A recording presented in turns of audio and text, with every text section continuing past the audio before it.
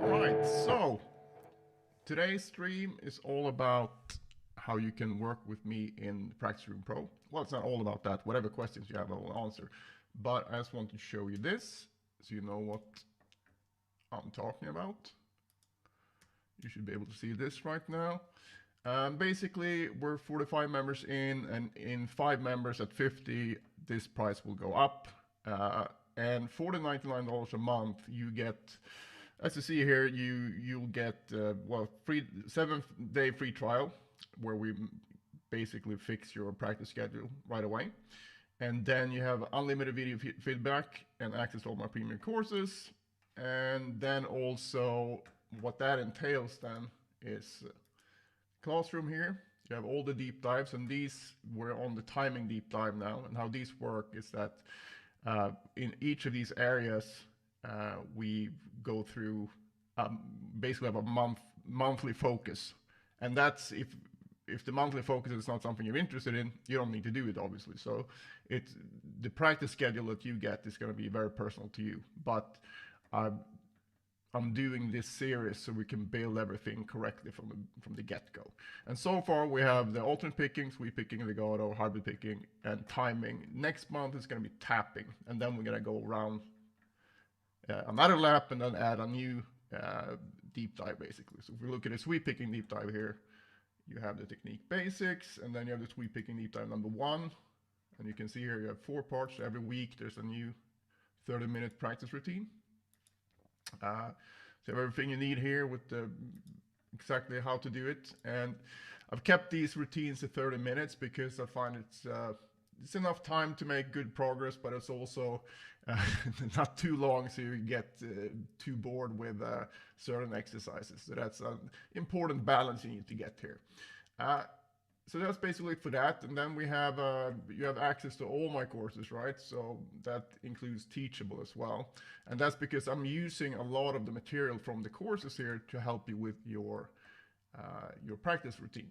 So that's an important aspect of this. It's not just me throwing courses at you. It's about being able to link. I can show you here. Let's say we go to Ben's coaching thread. Actually, let's go to, I have to find one that I know that I've used more than one course here. Okay, so that's Ivan. He's sending videos here, as you can see. And basically, I need to find the practice routine that I made for him. Probably should have prepared this a bit more. But basically, we have a chat, and then I'm sending practice routines here in the chat. So you can see here. Yeah. So when you click that, you're going to go straight into whatever course we talked about. So it's a very, very simple system to use. And as you can see here, he's sending a lot of videos, which is great because then we can catch things that are not working. And he can also be very happy with the way that he's practicing because he knows he's going to do it correctly. And here, as you can see, my reply. And yeah, basically, that's what it looks like. I don't know if you can hear that or not, but probably not. So I highly suggest you sign up for this right now because we're at 45, and when it gets to 50, it's going to go up in price. And I have no cap, like I said, on how many videos you can send or questions, because the whole point of this is for you to be able to sit down and just work on your practice plan without feeling, confused by anything. There's literally no reason for you to be confused because you can just ask me a question. And you have your own practice thread here. So that's an important part as well. So yeah, we'll also have a weekly Q&A. So that's going to be 4 p.m. Swedish time every week and on Sundays. And basically it's a great hang. And then you have the access to that in the classroom as well. See here, the Q&A, live Q&A stream. So that's about it. Now back to some guitar noodling.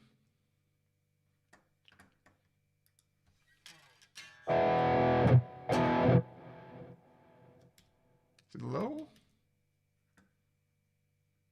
Shouldn't be. Is it still low?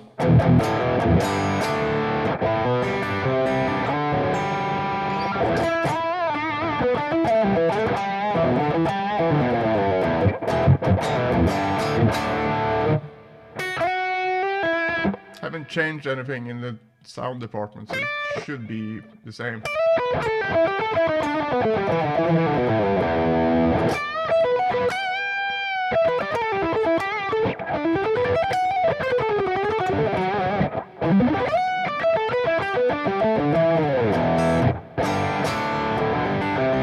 Did you guys still see the screen and everything, or was it like too low so you couldn't even understand?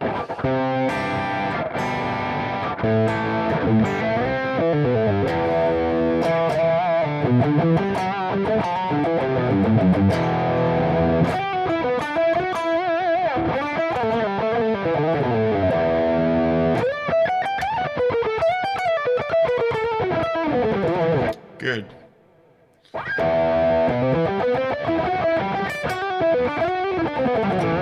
The guitar sound alright?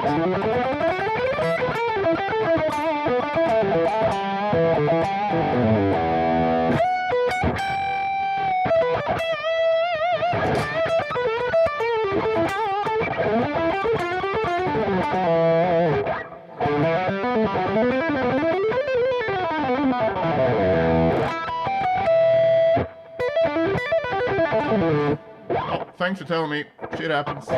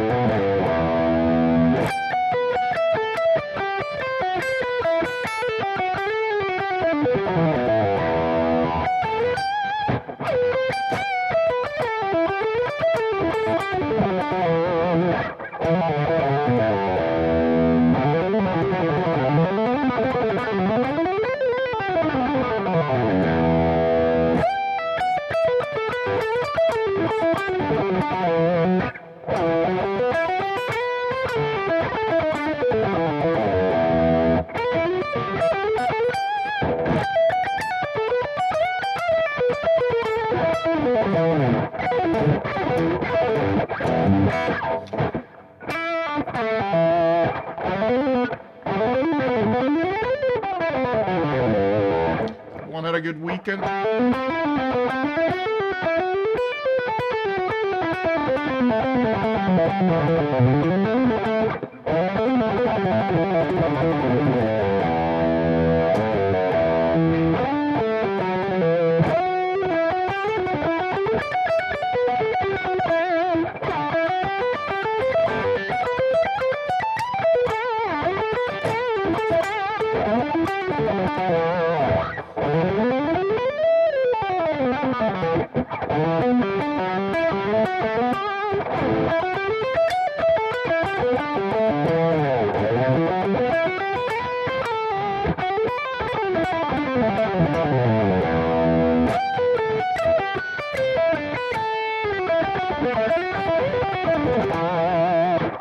Nice.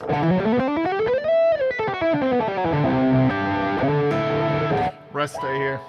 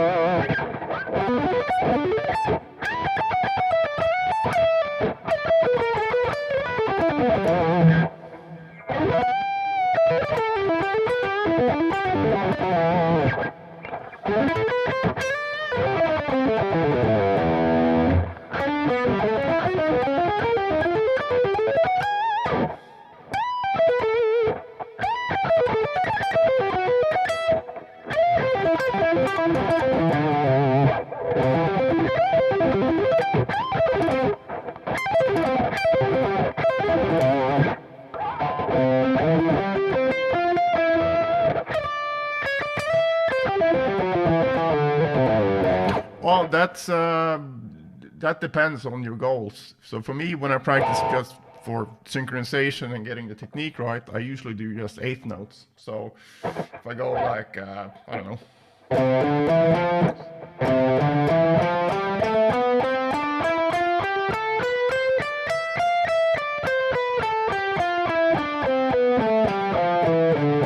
But it's also really important to go through different subdivisions. So if you go triplets, then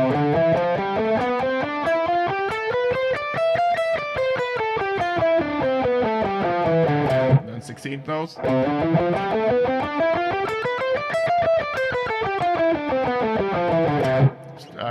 quintuplets, so 1, 2, 3, 4, 1, 2, 3, 4, 1, 2, 3, 4, 5, 6 notes per beat.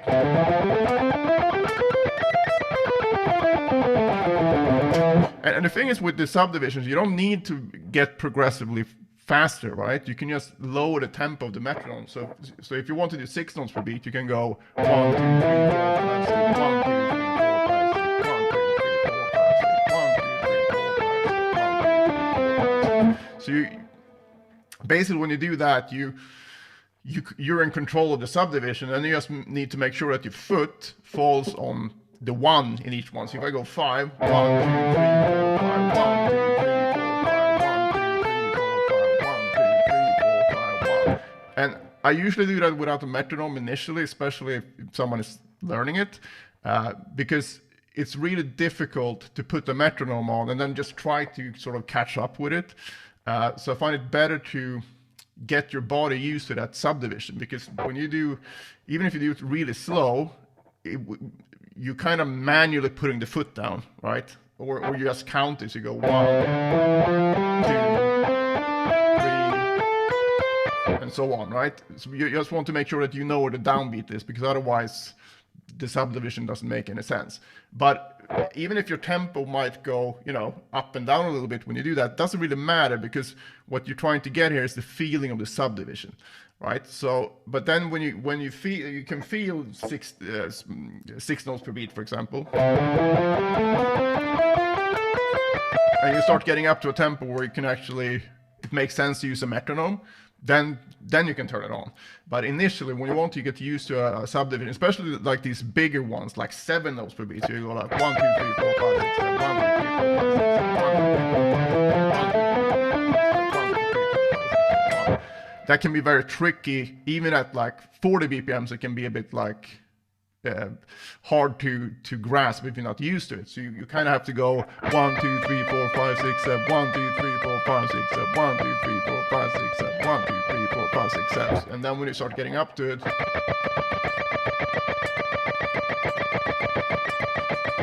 then it's going to be easier to use the metronome. So